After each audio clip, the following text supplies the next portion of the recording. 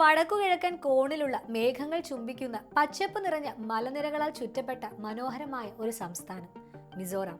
പതിറ്റാണ്ടുകളായി ഇവിടുത്തെ ജനത കണ്ടുവന്ന ഒരു സ്വപ്നം ഒടുവിൽ യാഥാർത്ഥ്യമായിരിക്കുന്നു. തങ്ങളുടെ തലസ്ഥാന നഗരിയെ രാജ്യത്തിന്റെ മറ്റു ഭാഗങ്ങളുമായി ബന്ധിപ്പിക്കുന്ന ഒരു റെയിൽപാത.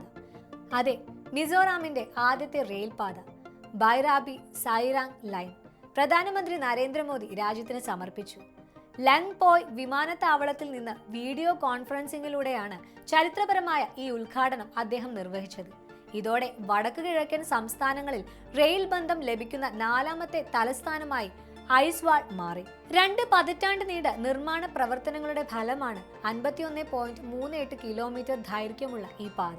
12.85 കിലോമീറ്ററിലധികം ദൂരത്തിൽ 48 തുരങ്കങ്ങളും 104 മീറ്റർ ഉയരമുള്ള പാലം ഉൾപ്പെടെ 55 പ്രധാന പാലങ്ങളും കടന്നാണ് ഈ പാത മുന്നോട്ടു പോകുന്നത്. ഇത് വെറും ഒരു റെയിൽപാതയല്ല, വെല്ലുവിളികളെ അതിജീവിച്ച എഞ്ചിനീയറിംഗ് വൈദഗ്ധ്യത്തിന്റെ പ്രതീകമാണ്.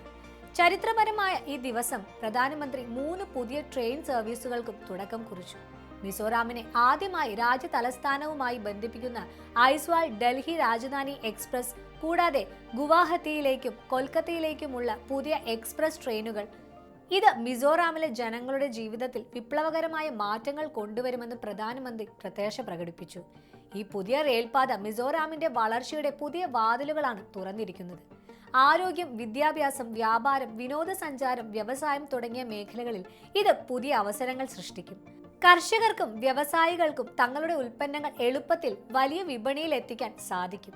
പതിറ്റാണ്ടുകളുടെ കാത്തിരിപ്പിന് വിരാമമിട്ട് സൈറാങ്ങിലേക്ക് ചൂളം വിളിച്ചെത്തിയ ഈ തീവണ്ടി മിസോറാം ജനതയുടെ നല്ല നാളേക്കുള്ള പ്രതീക്ഷയുടെയും വളർച്ചയുടെയും പ്രതീകമാണ്. രാജ്യത്തിന്റെ ഹൃദയത്തോട് ഈ നാടിനെ കൂടുതൽ ചേർത്ത് നിർത്തുന്ന ഈ ഉരുക്കുപാതയിലൂടെ ഒരു പുതിയ കാലഘട്ടത്തിലേക്കാണ് മിസോറാം പ്രവേശിക്കുന്നത്. ഈ വീഡിയോ നിങ്ങൾക്ക് ഇഷ്ടമായെന്ന് കരുതുന്നു. ഇഷ്ടമായെങ്കിൽ ഈ ചാനൽ ലൈക്ക് ചെയ്യാനും സബ്സ്ക്രൈബ് ചെയ്യാനും മറക്കല്ലേ. നന്ദി.